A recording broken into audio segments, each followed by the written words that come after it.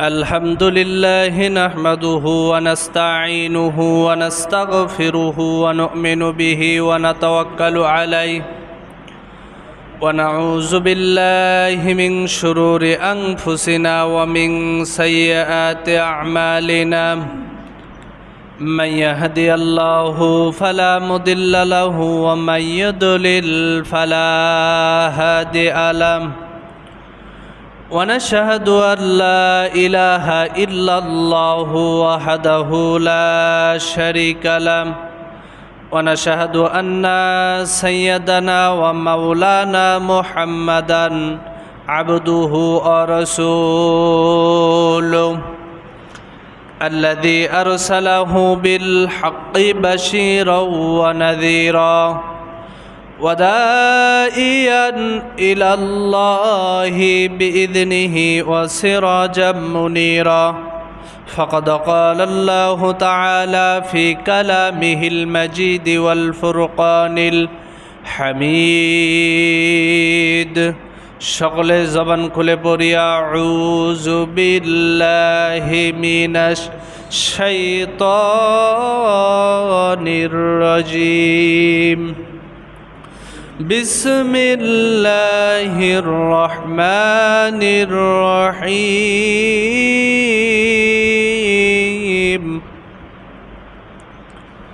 ومنهم من يقول ربنا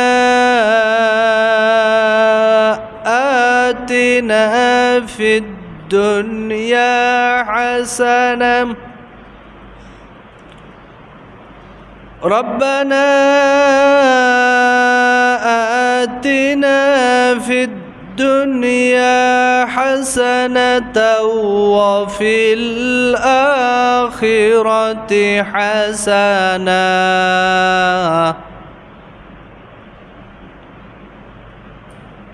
وفي الآخرة حسنة وقنا عذاب النار صدق الله المولانا العظيم وقال تعالى في شان رسوله إن الله وملائكته يصلون على النبي يا أيها الذين آمنوا صلوا عليه وسلموا تسليما اللهم صل على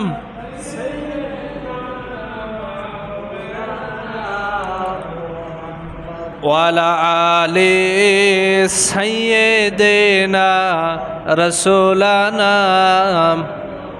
একটু মোহাব্বতের সাথে পড়ি আল্লাহুম্মা সাল্লি আলা সাইয়্যিদিনা মাওলানা মুহাম্মদ ওয়া আলা আলি সাইয়্যিদিনা রাসূলানা বালাগাল উলা বিকামালিহি كشف الدجى بجماله حسنت جميع خصاله صلوا عليه درفشانی نے تیری قدروں کو دریا کر دیا دل کا روشن کر دیا آنخوں کو بھی نہ کر دیا بلغ العلا بکمالہ کشف الدجى بجمالہ حسنت جميع خصالہ صلوا علیہ আলহামদুলিল্লাহ আল্লাহ রাব্বুল আলামিনের দরবারে লাখো কোটি শুকরিয়া এবং সুজুদ পেশ করছি যে মহান আল্লাহ রাব্বুল আলামিন আমাদেরকে ভালোবেসে সুস্থ রেখে হায়াতে তাইয়্যিবা সেহাতে কুল্লিয়া দান করে যে সময় আমাদের গ্রাম অঞ্চলে প্রচুর কাজের চাপ নাকি বলেন এই কর্মবিমুখ কর্মব্যস্ততা থেকে হেফাজত করে যে আল্লাহ রাব্বুল আলামিন আমাদেরকে তার ঘরে এসে তার ইবাদত করার সুযোগ করে দিলেন, সেই মহান মনিবের প্রতি আমরা কালিমাতুশ শুকর আদায় করছি, বলছি আলহামদুলিল্লাহ। দরুদ পড়ছি প্রিয় নেতা, প্রিয় রাসূল আকায়ে নামদার তাজেদারে মদিনা, যার সুপারিশ ছাড়া কিয়ামতের দিনে একটি মানুষ জান্নাতের চৌকাঠও পার হইতে পারবে না, সেই মহান নেতার প্রতি ভক্তিগত চিত্তে উদার মনে মোহাব্বত নিয়ে দরুদ আর সালাম পড়ছি। সকলে বলছি সাল্লাল্লাহু আলাইহি ওয়াসাল্লাম।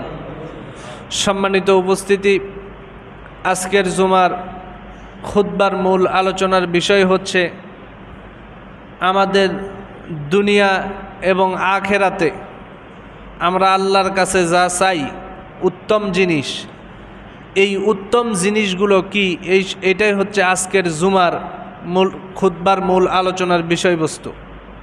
সেই দিকে তাকিয়ে আমি কোরআনে কারিম থেকে সূরা বাকারার 201 নম্বর আয়াত তেলাওয়াত করেছি।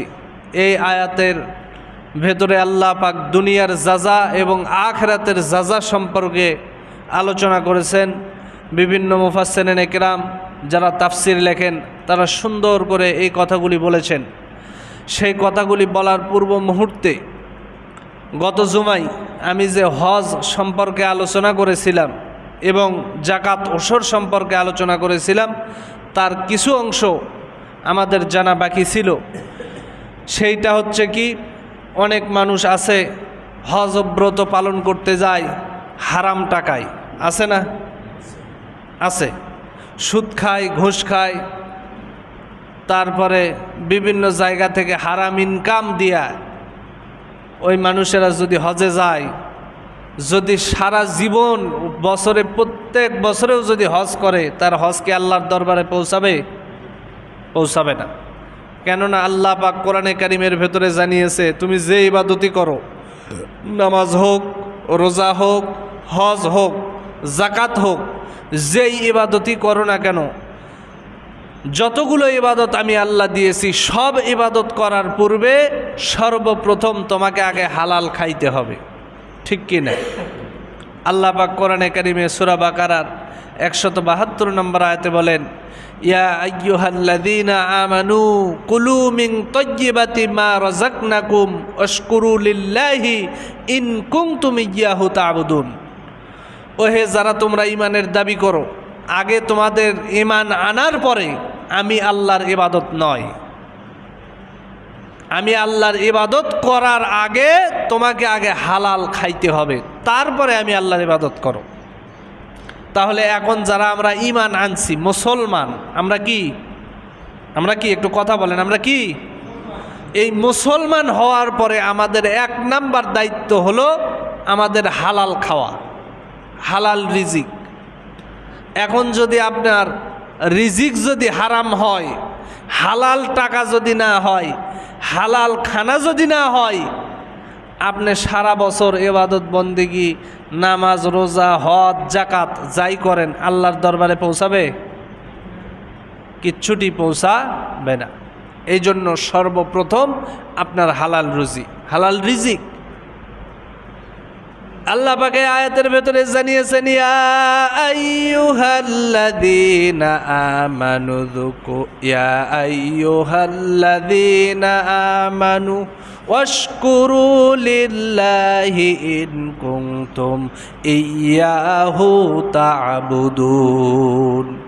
ইয়া আইয়ুহাল্লাযীনা আমানু, ওহে যারা তোমরা ঈমানের দাবি করো, ওয়াশকুর কুলু মিন তাইয়্যিবাতি মা রাযাকনাকুম ওয়াশকুরু লিল্লাহ।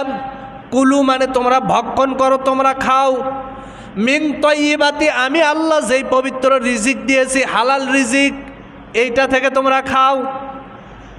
এখন আপনি বাংলাদেশে লক্ষ্য করে তো দেখেন তো, যত মানুষ হজ করে, জাকাত দেয়, এদের কি টাকা পয়সা হালাল? হ্যাঁ, 2-1 জন, হাতে গোনা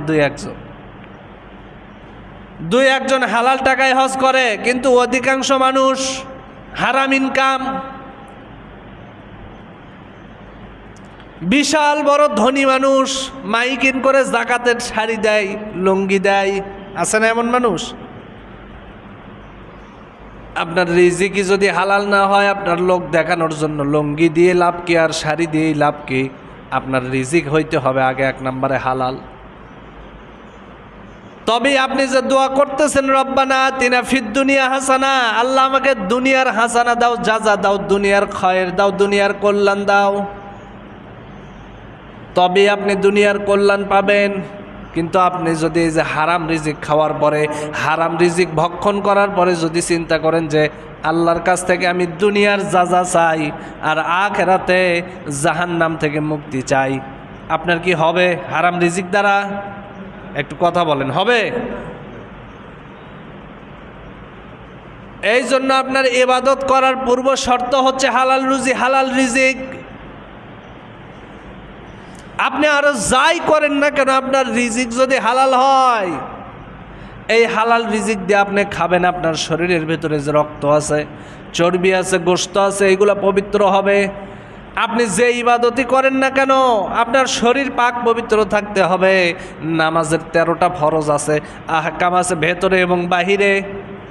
13টা ফরজের যদি একটা ফরজ যদি আপনার ছুটে যায়, তাহলে আপনার নামাজ হবে না। এই 13টা ফরজের 1 নাম্বার ফরজ হলো আপনার হচ্ছে শরীর পাক। এখন শরীর পাক পবিত্র করার মানে যে বিদেশি সাবান দিয়ে গাও গোসল ধুইলাম, সুন্দর করে পরিষ্কার করলাম, এটার নাম শরীর পাক? হ্যাঁ? নামাজের যে 13টা ফরজের 1 নাম্বার ফরজ শরীর পাক পবিত্র করতে হবে।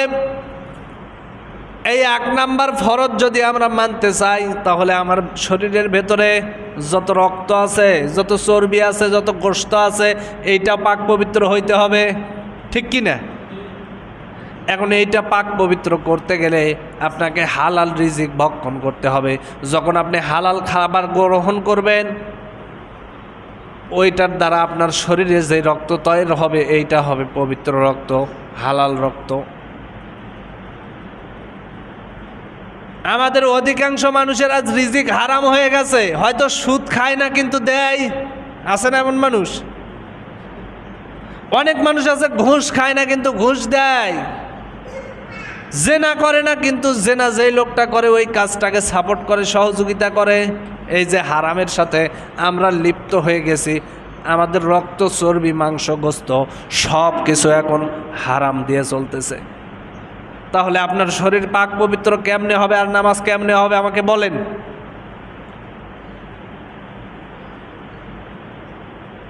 আবার এমনও মানুষ আছে হিংসা, বিদ্বেষ, গীবত, এই যে পরনিন্দা, পরচর্চা যেইগুলা করতেছে, পর লোকের দিকে তাকাইতেছে, পর নারীর দিকে তাকাইতেছে, এইগুলা কি হালাল না হারাম বলেন?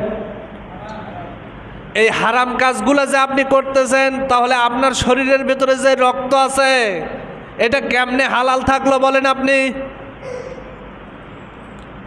আল্লাহর ইসলাম অত সোজা না, আমরা যত সোজা মনে করতেছি যে না। আল্লাহর নবী তো বলেছেন শেষ জামানার উম্মতেরা একদিন না একদিন বেহেশতে যাবে। জান্নাত আপনার মামু বাড়ি। কি মনে করছেন যে জান্নাত আমার মামু বাড়ি, লাভ দিয়ে চলে যাব? জান্নাত এত সস্তা না। আপনার হালাল রিজিক খাইতে হবে, তারপর যখন আপনি ইবাদত বন্দিগি করবেন, এই ইবাদত বন্দিগি আল্লাহর দরবারে কবুল হবে, তারপরে আপনার জান্নাত। এই জন্য আপনি হালাল রিজিক ভক্ষণ করেন, হারাম থেকে দূরে থাকেন। হালাল রিজিক যখন আপনার এসে যাবে, তখন অটোমেটিক দেখবেন আপনার মন ইবাদতের দিকে ঝুঁকে পড়েছে। আমি গত জুমায় এই জন্য আলোচনা করেছিলাম যে হজ এমন একটি গুরুত্বপূর্ণ ইবাদত, ইসলামের একটি খুঁটি বলা হয় হজকে, যাকাতকে। এই ইবাদত বন্দেগীগুলো আপনি যখন করবেন, অবশ্যই এটাকে আপনার হালাল রুজি, হালাল রিজিক দ্বারা হইতে হবে।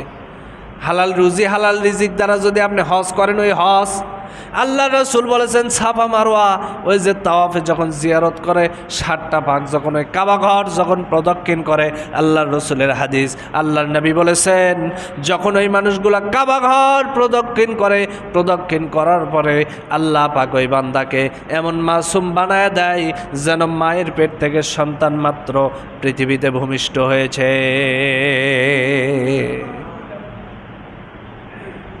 যেন মায়ের পেট থেকে মাত্র সন্তান পড়লো, এইটা ওই মানুষের হজ যেই মানুষ হালাল টাকায় হালাল ইনকামে হজ করতে যায়। ঠিক কি না? আপনি যদি হারাম টাকায় হজ করতে যান, মায়ের পেট থেকে ভূমিষ্ঠ হওয়ার মতো এরকম নিষ্পাপ আল্লাহ আপনাকে করে দিবে? করে দিবে না, কারণ আপনার রিজিকই তো হালাল না, রুজি তো হালাল না। এই জন্য হালাল ইনকাম ইসলামের একটি ইবাদত কবুল হওয়ার পূর্ব শর্ত হচ্ছে হালাল রুজি, হালাল রিজিক। কিন্তু আমাদের অধিকাংশ মানুষের রিজিক রুজি আজ হালাল নাই। আপনাদেরকে উদারত আহ্বান করব, আপনারা আমার মুসল্লি, আমার বাপ বয়সী, দাদা বয়সী মুরব্বী, এই জন্য হালাল রুজি, হালাল রিজিক অন্বেষণ করেন।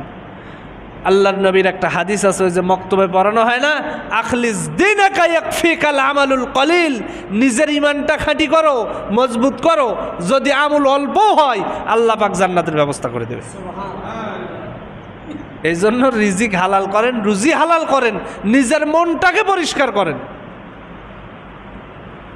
আজকের আমার তেলাওয়াতকৃত আয়াত যেটা, আমরা দুনিয়াতে চাই যে আল্লাহ আমাদেরকে দুনিয়াতে ভালো রাখো, আখেরাতে যেন আল্লাহ তোমার জাহান্নাম থেকে মুক্তি পাই। এটা তো আমাদের সকলেরই চাওয়া, নাকি বলেন? সকলের চাওয়া না যে আল্লাহ দুনিয়াতে ভালো রাখো, আখেরাতের জিন্দেগিতে যেন জাহান্নাম থেকে মুক্তি পাই, সেই আশা সবাই করে, নাকি বলেন? কিন্তু আমরা কি সেই কাজগুলো করি? আজকের আমার তেলাওয়াতকৃত আয়াত সূরা বাকারার 201 নম্বর আয়াত, আল্লাহ পাক বলেন, এই আয়াতের তাফসির করব আজকে। এই আয়াতের তাফসির অনেক মুফাসসিরিনে কিরাম অনেকভাবে ব্যাখ্যা দিয়েছে। আল্লাহ রাব্বুল আলামিন বলেন, ওয়া মিনহুম মাইয়াকুলু রাব্বানা আতিনা ফিদ দুনিয়া হাসানা وفي الآخرة حسنة وقنا عذاب النار। আমরা দোয়া করতেছি, আল্লাহ সব থেকে বেশি দোয়া, এই দোয়া মানুষ নামাজের ভিতরে করে, রব্বানা আতিনা ফিদ দুনিয়া হাসানা, আল্লাহ আপনি আমাকে দুনিয়ার ভালাই দেন, দুনিয়ার হাসানা দেন। ওয়াফিল আখিরাতে হাসানা, এবং আখিরাতে হাসানা দান করেন। ওয়াকিনা আযাবান নার, এবং জাহান্নাম থেকে আমাদেরকে মুক্ত করেন। এই দোয়া মানুষ নামাজের ভিতরে করে না? প্রত্যেকটা মানুষের চাওয়া এবং প্রত্যেকটা মানুষ মোনাজাতের ভিতরে এই দোয়াগুলো করতে থাকে। কিন্তু আপনি যে চাইলেন রব্বানা আতিনা ফিদ দুনিয়া হাসানা, আল্লাহ আপনি আমাকে দুনিয়ার হাসানা দেন, এখন দুনিয়ার হাসানা কি আপনি নিজে নিজেই বুঝতে পারবেন যে আল্লাহ আপনাকে দুনিয়ার হাসানা দিয়েছে কিনা। ওয়াফিল আখিরাতি হাসানা, আখিরাতের হাসানা আছে। তাফসিরে মুফাসসিরিনে কিরাম বলেছেন, যাকে আমি আল্লাহ দুনিয়ার 5টা হাসানা, এই দুনিয়ার হাসানার ভেতরে 5টা বিষয় আছে, আখিরাতের হাসানার ভেতরে 5টা বিষয় আছে। এই 5 10টা বিষয় যাকে আমি আল্লাহ দান করেছি, কিয়ামতের দিনে আমি আল্লাহ রাব্বুল আলামিন এই সমস্ত মানুষদেরকে ওয়াকিনা আযাবান নার, জাহান্নাম থেকে মুক্তি দান করব। সুবহানাল্লাহ বলতে পারেন না? এখন দুনিয়ার হাসানা কি? দুনিয়ার যে 5টা হাসানা আছে এর ভেতরে 1 নাম্বার হাসানা হলো নেককার স্ত্রী। যেহেতু আমার এই কথাগুলো মাইক দিয়ে মা বোনেরা শুনতে পাচ্ছে, আমি মা বোনদেরকে উদারত আহ্বান করব।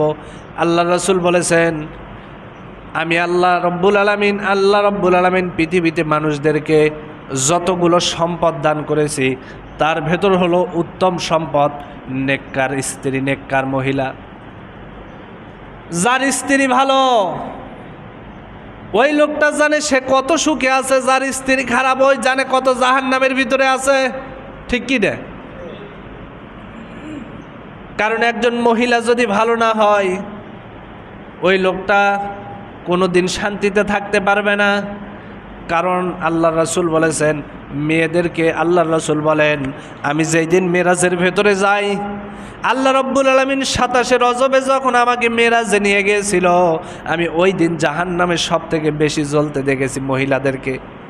সাহাবায়ে কেরাম জিজ্ঞেস করলেন, ইয়া রাসূলুল্লাহ, ইয়া হাবিবাল্লাহ, কেন মহিলারা বেশি জাহান্নামে? বলে, এরা 1 নম্বরে হলো স্বামীর নাশুকরিয়া করে। স্বামীর নাশুকরিয়া করে, স্বামীর জিনিস পছন্দ হয় না। এই যে ঈদ আসতেছে, স্বামী যদি কাপড় চোপড় কিনে দেয়, এমনও অনেক মহিলা আছে বলে, তোমার কি চয়েস আছে? অমুকের স্ত্রীকে এত সুন্দর শাড়ি, এত সুন্দর কাপড়, এত সুন্দর সিট কাপড় এনে দিয়েছে, আর আমাকে তুমি কি দিলা? বলে না? এমন মহিলা বুঝি নাই আপনাদের গ্রামে? এই যে এইটা উত্তম মেয়ে মানুষ না, নেককার মহিলা না? নেককার মহিলা বলা হয় ওই মহিলাকে। আল্লাহ রসুলের একটি হাদিস আছে, আল্লাহ রসুল বলেছেন ওই মহিলাটা নেককার যে স্বামীর ইনকামের উপরে, স্বামীর কামাইয়ের উপরে রাজি খুশি থাকবে, স্বামী যা এনে দেবে বলবে আলহামদুলিল্লাহ। কিন্তু আমাদের সমাজের মহিলারাগুলো একটু ভিন্ন চরিত্রের। এই যে গত রমজানের ঈদে রাজশাহীর একজন মহিলাকে এই যে পাকিস্তানি যে জামাগুলো নেমেছে 5,000-6,000 টাকা দাম, স্বামীকে কয়েকদিন ধরে বলেছে যে আমাকে একটা পাকিস্তানি ড্রেস কিনে দাও, বলছে এখন টাকা নাই, স্যালারি যেই দিন পাবো ওই দিন নিয়ে দেব। ওই মহিলা হারপিক খেয়ে মারা গেছে। পায়খানায় ধয় না যে হারপিক, ওইটা খেয়ে আত্মহত্যা করেছে। এই মহিলা তো নেককার নাকি বলেন? এটা নেককার? ইহুদি খ্রিস্টানদের কালচার নেওয়ার জন্য, স্বামীর থেকে একটা ড্রেস নেওয়ার জন্য যেই মহিলা পায়খানার হারপিক খেয়ে মারা যায়, আবার পরের দিন দেখলাম পেপার পত্রিকায় লিখেছে এই মহিলা এইবারের ঈদে প্রথম শহীদ। কি শহীদ? আল্লাহ এদেরকে ধরবে যে স্বামীর কামাইয়ের উপরে, রোজগারের উপরে নিজের চাহিদাকে তুমি মেটাও নাই, নিজের চাহিদাকে তুমি কমাও নাই। এই জন্য মা বোনদেরকে উদারতা আহ্বান করব, যাদের স্ত্রী আছে এই স্ত্রীদেরকে আপনি পর্দায় রাখেন, ভালো পোশাক পরান, শালীনতা শিখান।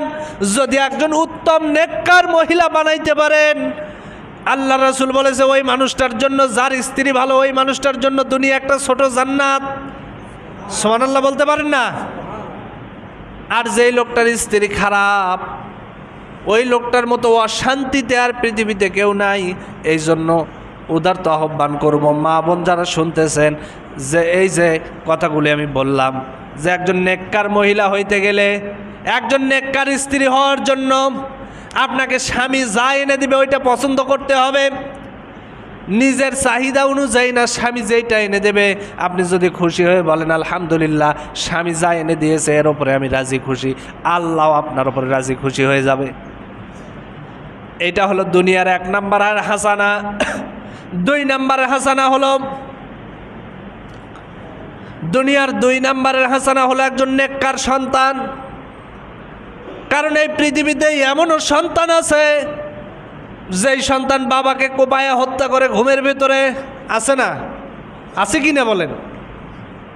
এই যে এই সপ্তাহের ভিতরে একটা মেয়ে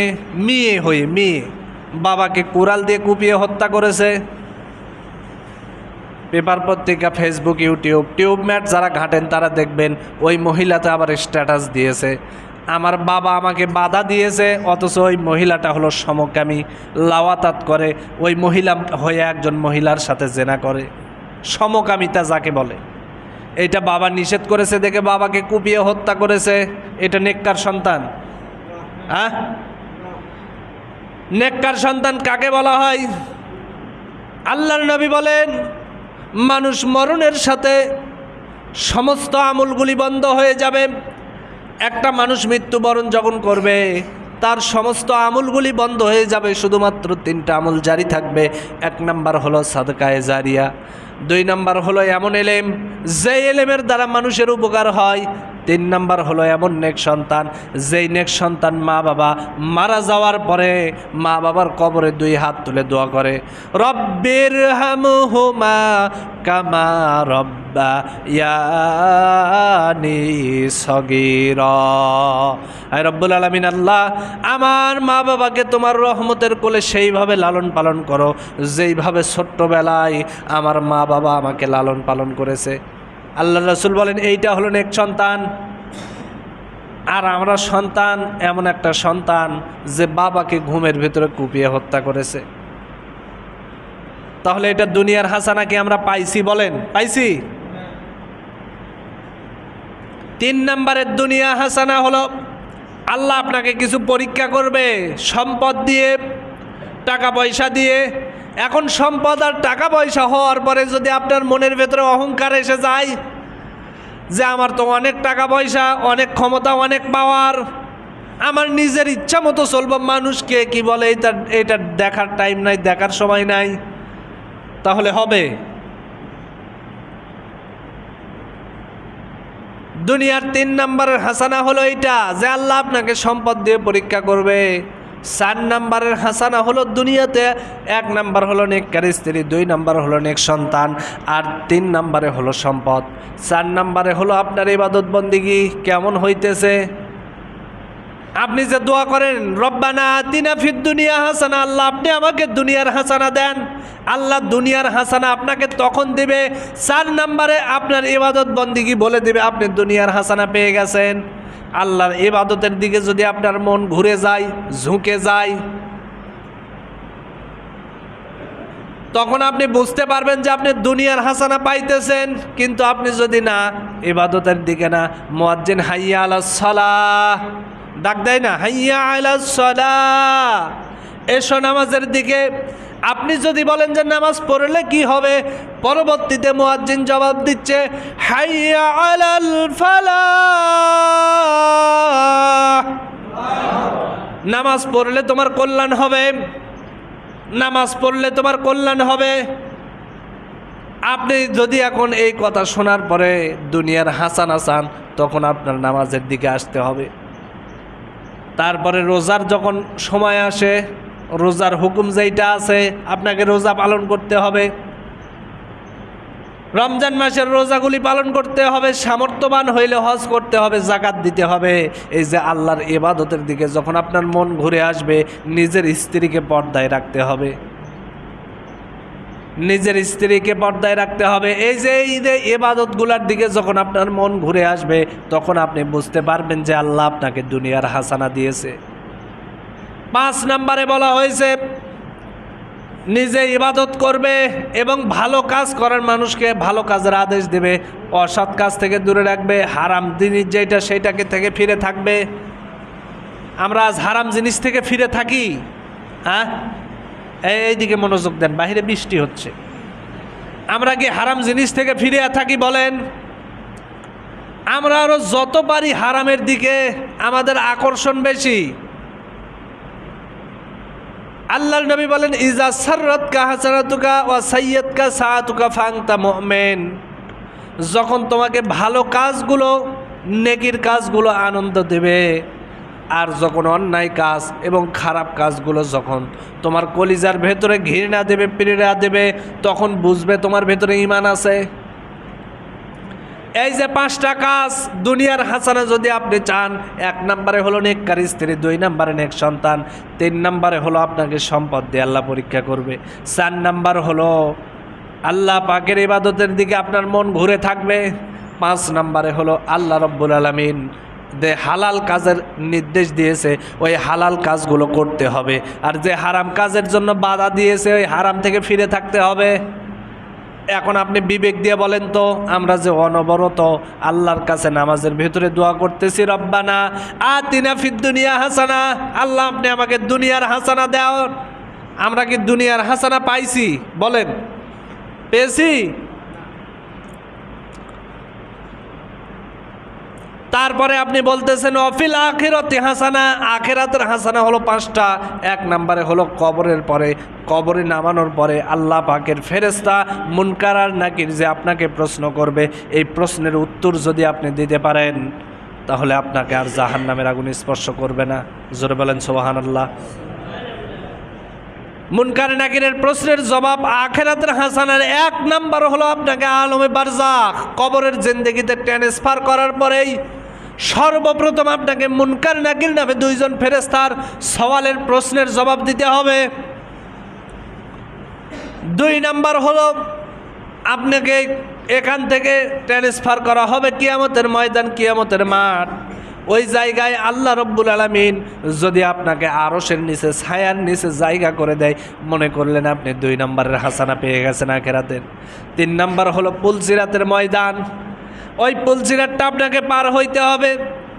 4 নম্বর আল্লাহ আপনাকে ইচ্ছা করে ওই দিন জান্নাতে দেবে। আর 5 নম্বরে এই জান্নাতে আপনি চিরস্থায়ীভাবে থেকে যাবেন। এই 5টা হাসানা যদি আখিরাতে আপনি পান তাহলেই আপনার দুনিয়া সার্থক, আখিরাত সার্থক। ওয়াকিনা আযাবান নার, আল্লাহ পাক তবেই আপনাকে জাহান্নাম থেকে মুক্ত করে আল্লাহ পাক আপনাকে জান্নাতে ঢুকায় দেবে। কিন্তু আমরা দুনিয়ার হাসানা আখিরাতের হাসানা চাইতেছি, কিন্তু আমাদের যে কাজগুলো করার দরকার দুনিয়া থেকে, এই কাজগুলোকে আমরা করতেছি? হ্যাঁ বলেন, করতেছি? তাহলে আল্লাহ আপনাকে কেমনে জাহান্নাম থেকে মুক্তি দিবে বলেন? এই জন্য আমাদের উচিত, আমাদের দায়িত্ব, আমাদের কর্তব্য হলো দুনিয়ার হাসানা। যেরকম আমরা দোয়া করতেছি আল্লাহ দুনিয়ার হাসানা চাই, দুনিয়ার হাসানা চাইলেই আপনি যখন ছেলেকে বিবাহ করাবেন, মেয়েকে বিবাহ দিবেন, ছেলেকে বিবাহ করানোর সময় পুত্রবধূকে বলবেন যে মেয়েটাকে বিবাহ করাবেন ওই মেয়েটাকে বলবেন যে মা আমি দুনিয়ার হাসানা চাই। দুনিয়ার হাসানার 1 নাম্বার হলো নেককার স্ত্রী, নেককার মেয়ে মানুষ, নেককার মহিলা। তুমি কি আসলেই নেককার? যদি নেককার হও, আমার ছেলের সাথে বিবাহ হওয়ার পরে আমার ছেলে যা এনে দেবে ওইটার উপরে তোমার রাজি খুশি থাকতে হবে। এরকম কথা আমরা কোনো স্বামী, কোনো পিতা বলেছি? আজ পর্যন্ত বলেছি? আপনি যদি দুনিয়ার হাসানা চান আপনাকে বলতে হবে। 2 নাম্বার হলো নেককার সন্তান। আপনি আপনার সন্তান যখন জন্মগ্রহণ করবে, সন্তানের বয়স যখন 7 বছর হবে তখন থেকে তাকে আপনি দ্বীনি ইলম শিক্ষা দেন, ট্রেনিং শিখান, নামাজ শিখান, কেমনে নামাজ পড়তে হয়, কেমনে রুকু করতে হয়, কেমনে সেজদা করতে হয়, নামাজের ভেতরে সূরা কিরাত কেমনে পড়তে হয়, এই ট্রেনিংগুলো আপনি সন্তানকে দেন। সন্তান 7 থেকে 10 বছর, 3 বছর ট্রেনিং হয়ে যাবে। 3 বছর পর একেবারে 10 বছর বয়সে বলে নামাজে দাঁড়াও। যদি না দাঁড়াও তাহলে দরকার হলে পেটেন, বেত্রাঘাত করেন, তাও ওই সন্তানকে নামাজে দাঁড় করান। যদি করাতে পারেন ওই সন্তান নেককার হয় তাহলে আপনি দুনিয়ার 2 নম্বরের হাসানা পেয়ে যাবেন। কিন্তু আমরা এমন পিতা নিজেই নামাজ পড়ি না, সন্তানকে কি উপদেশ দেব? ঠিক কি না? কথা বলেন না কেন? ঠিক কি না? আমরা এরকম হয়ে গেছি। 3 নাম্বার হলো দুনিয়ার হাসানা যদি আপনি চান, আল্লাহ আপনাকে যে সম্পদগুলো দিয়েছে এটার সঠিক পদ্ধতি, সঠিক ব্যবহার আপনি করতে থাকেন, হালালভাবে চলতে থাকেন। 4 নাম্বারে হালালভাবে চলতে থাকেন, হারাম থেকে দূরে থাকেন। 5 নাম্বার হলো আল্লাহ পাক আপনাকে আল্লাহর ইবাদতের দিকে আপনি যেন নিজেকে মনোযোগী করতে পারেন। কিন্তু আমরা তো তা করতেছি না। দুনিয়ার হাসানাই পাইলাম না, আল্লাহ আখিরাতের হাসানা আপনাকে কেমনে দেবে? দুনিয়াতেই যদি আপনি সঠিকভাবে না চলতে পারেন, আখিরাতের দিনে ওই কবরে নামানোর পরে মুনকার নাকির যখন প্রশ্ন করবে মার রব্বুকা ওয়া মা দীনুকা ওয়া মান নাবিয়ুকা, তখন শুধু আমরা বলবো হায় হাতাল আদরি, হায় হাতাল আদরি, আমরা কিছুই জানি না, কিছুই জানি না। এটা বলা ছাড়া আমাদের কোনো উপায় আছে? এই জন্য দুনিয়ার হাসানা সর্বপ্রথম আপনি সংগ্রহ করেন, কারণ আর দুনিয়াও মাজরাতুল আখেরা, দুনিয়া আখেরাতের ক্ষেতস্বরূপ। আপনি দুনিয়াতে যা করবেন আখেরাতে এর প্রতিদান, এর প্রতিফল আপনি দেখতে পারবেন। দুনিয়াতে আপনি কি করেছেন, কিয়ামতের দিনে যখন আল্লাহ পাক মিজানের পাল্লা খাড়া করাবেন, আপনি দুনিয়াতে কি করেছেন আপনার আমল নামা সব কিছু আপনি দেখতে পারবেন, সব কিছু আপনি জানতে পারবেন যে দুনিয়াতে কি করেছেন, কত টাকার মালিক ছিলেন, কত টাকা পয়সা ছিল, আপনার স্ত্রীকে পর্দায় রাখছেন কিনা, মেয়েকে পর্দায় রেখেছেন কিনা, পুত্রবধূকে পর্দায় রেখেছেন কিনা, আপনি কি করেছেন, কত টাকা কত পয়সা কোন জায়গায় খরচ করেছেন। নিজে আল্লাহ পাক একটা যে যৌবনকাল দিয়েছিল এইটা নিজের স্ত্রীর কাছে খরচ করেছেন না পরনারীর কাছে খরচ করেছেন, সব ওই দিন আপনার সামনে টেলিভিশনের পর্দায় যখন সিনেমা দেখানো হয়, ছবি দেখানো হয়, নাটক দেখানো হয়, ওইটা যেমন মাঝখানে যেমন কোনো পর্দা থাকে না, আপনি সরাসরি যে এরকম দেখতে পারেন, ওই দিন কিয়ামতের ময়দানে আপনি সব দেখবেন। আর শুধু বলবেন মালি হাজাল কিতাব লা ইউগাদিরুস সগীরাতাও ওয়ালা কাবীরাতান ইল্লা আহসাহা ওয়া ওয়াজাদু মা আমিলু হাজিরাও ওয়ালা ইয়াজলিমু রাব্বুকা আহাদা। এটা এমন একটা কিতাব যার ভিতরে একটা ছোট গুনাও বাদ পড়ে নাই, বড় গুনাও বাদ পড়ে নাই। এটা কেমন কিতাব, কি আশ্চর্য কিতাব! মালি হাজাল কিতাব, এটা কেমন কিতাব যার ভিতরে সব লেখা হয়েছে। আমি 10 বছর বয়স থেকে শুরু করে নিয়ে 70 বছর পর্যন্ত যদি বেঁচে থাকি, এই 60 বছরে আপনি কি করেছেন? রাতের বেলায় কার বাড়ির জানালায় গিয়ে টোকা দিয়েছেন, কার মেয়ের সম্ভ্রম নষ্ট করেছেন, কার স্ত্রীর দিকে তাকায়েছেন, কার মেয়ের দিকে তাকায়েছেন, কোন মেয়েকে ইফটিজিং করেছেন, সব কিছু আপনি দেখতে পারবেন। রাতের বেলায় কার গাছের ফল চুরি করে খেয়েছেন, কার অন্যায় করেছেন, কার নামে গোপনে মিথ্যা মামলা দিয়েছেন, সব কিছু দেখতে পারবেন। ওই দিন মানুষ বেকায়দায় পড়ে যাবে, মানুষ এত বড় খারাপ, ওই দিন এত বড় বিপদে থাকার পরেও তারপরেও আল্লাহর সামনে বিনয়ী হবে না, নত হবে না। আল্লাহর সামনে বলবে যে আল্লাহ আমি এগুলা করি নাই, আল্লাহ আমি এইগুলা করি নাই। তখন আল্লাহ পাক একটা ভিডিও ক্লিপ বের করবেন। এই যে ভিডিও ক্লিপ, এইটার তথ্য আছে সূরা জিলজালের ভিতরে। আল্লাহ পাক বলেন ফামাইয়া আমাল মিসকালা যাররাতিন খায়রান ইয়ারা ওয়া মাইয়া আমাল মিসকালা যাররাতিন শাররান ইয়ারা। আল্লাহ পাক বলেন ওই দিন যাররা যাররা হিসাব হবে। যাররা বলা হয় একটা সরিষার দানাকে 70 ভাগ করলে কত বড় হবে, মাইক্রোস্কোপ যন্ত্র ছাড়া যেটা দেখা সম্ভব নয়, এই রকম একটা দানাকে বলা হয় জাররা। এই জাররা পরিমাণ গুনাহ নিয়ে যদি কোনো মানুষ কবরের ভিতরে যায়, ওই জাররা পরিমাণ গুনার হিসাবও আল্লাহ পাক নেবেন। এই জন্য সাবধান হয়ে যান। দুনিয়ার হাসানা যদি আপনি নিতে চান, আগে থেকেই সাবধান। আর দুনিয়ার হাসানা যদি আপনি নিতে চান, আগে নিজের চরিত্র ভালো হইতে হবে। কারণ আপনি যদি একজন নেককার স্ত্রী চান, আপনাকে অবশ্যই নেককার হইতে হবে, ঠিক কি না? আপনি যদি নিজে নেককার না হন, আপনার স্ত্রী কি নেককার পাবেন? পাবেন? আপনাকে আগে নিজেকে নেককার হইতে হবে। নিজে যখন নেককার মানুষ হবেন, তবেই আপনি নেককার একজন স্ত্রী পাবেন। আর যদি নিজে খারাপ মানুষ হন, সারা জীবন যদি চিন্তা করেন যে আমি তো নিজে খারাপ, কিন্তু একজন ভালো স্ত্রী, একটা নেককার স্ত্রীর আমার দরকার, আপনি কি পাবেন? পাবেন? এই জন্য আগে নিজের চরিত্রটা সংশোধন করেন, নিজে আগে ভালো হন, তারপরে নেককার স্ত্রীর আশা করেন। আপনার স্ত্রীও যখন ভালো হবে, তারপরে আপনার পেট থেকে যে সন্তান আসবে ওইটা নেককার সন্তান হবে। কারণ আব্দুল কাদের জিলানী পেট থেকে এমনি এমনি হয় না। আব্দুল কাদের জিলানীর মা এবং বাবা দুইজনই নেককার মানুষ ছিল। আবু মুসা জঙ্গি এবং ফাতেমা রহমাতুল্লাহ আলাই দুইজন কেমন নেককার ছিল দেখেন। আব্দুল কাদের জিলানী রহমাতুল্লাহ আলাই যখন পেটে ছিল, পেট থেকে ভূমিষ্ঠ হওয়ার পরে মায়ের পেট থেকেই উনি 18 পারা কোরআনের হাফেজ হয়েছিল। সুবহানাল্লাহ বলতে পারেন না? আবু মুসা জঙ্গি সন্তান আব্দুল কাদের জিলানীর জন্মগ্রহণের আগেই মৃত্যুবরণ করে। আব্দুল কাদের জিলানী রহমতুল্লাহ আলাইহি জন্মের আগেই তার পিতা আবু মুসা জঙ্গি দুনিয়া থেকে বিদায় নেয়। তার মা একা ছোট্ট সন্তানকে লালন পালন করার জন্য, মানুষমান করার জন্য একটা ইয়েতিমখানা মাদ্রাসায় দিয়ে আসার পরে আবু মুসা জঙ্গি রহমতুল্লাহ আলাইয়ের সন্তান আব্দুল কাদের জিলানী রহমতুল্লাহ আলাইকে মক্তবে দিয়ে আসছে আগের দিন বিকালবেলায়। পরের দিন সকালবেলায় ওস্তাদ যখন সবক দিচ্ছে, আব্দুল কাদের জিলানী রহমতুল্লাহ আলাই বড় পীরকে, ওনাকে যখন সবক দিচ্ছে বলতেছে বাবা বলো আলিফ। যেই বলেছে বাবা বলো আলিফ, আব্দুল কাদের জিলানী রহমতুল্লাহ আলাই এক টানের আলিফের পরে আর বা বলেন আল্লাহ মিম দালিকাল কিতাবুল লা রাইবা ফি, এরকমভাবে কোরআন পড়া শুরু করে দিয়েছে। ওস্তাদ আশ্চর্য হয়ে গেছে। আমি এই সন্তানকে বললাম বলো আলিফ, আলিফের পরে বা বলবো, কিন্তু এ তো লাম মিম থেকে শুরু করে দিয়েছে, এটা কেমনে সম্ভব? ওস্তাদ শুধু কোরআনের পৃষ্ঠা উল্টাতে থাকে আর আব্দুল কাদের জিলানী রহমতুল্লাহ আলাই পড়তে থাকে। এক টানে 18 পারা কোরআন যখন ওস্তাদকে হেফজ শোনায় দেয়, শোনানোর পরে ওস্তাদ আব্দুল কাদের জিলানীকে নিয়ে ওর মার কাছে গেছে।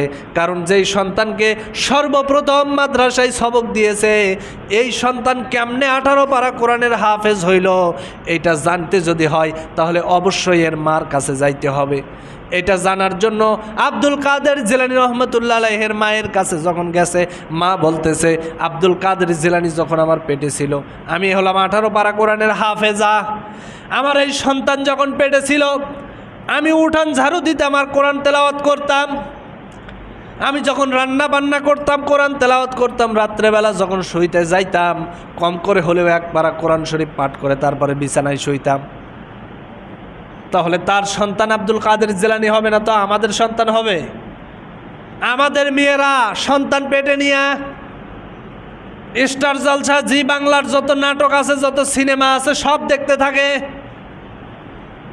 জীবনে কোরআন তেলাওয়াত করে না, হাদিস পড়ে না, বিশ্বনবীর জবানে যে কথাগুলি বলেছে এইগুলাই একটা মেয়েও পড়তে জানে না। তাহলে বলেন এদের পেট থেকে কি আব্দুল কাদের জিলানী বের হবে না শাহরুখ খান বের হবে? বলেন। আপনার নেককার সন্তান যদি চান, সর্বপ্রথম মা নেককার, বাবা নেককার হইতে হবে, তারপরে আপনার সন্তান নেককার হবে। আর আপনি খালি দোয়া করতেছেন যে হুজুর দোয়া করেন, নেককার সন্তান চাই, নেককার সন্তান চাই।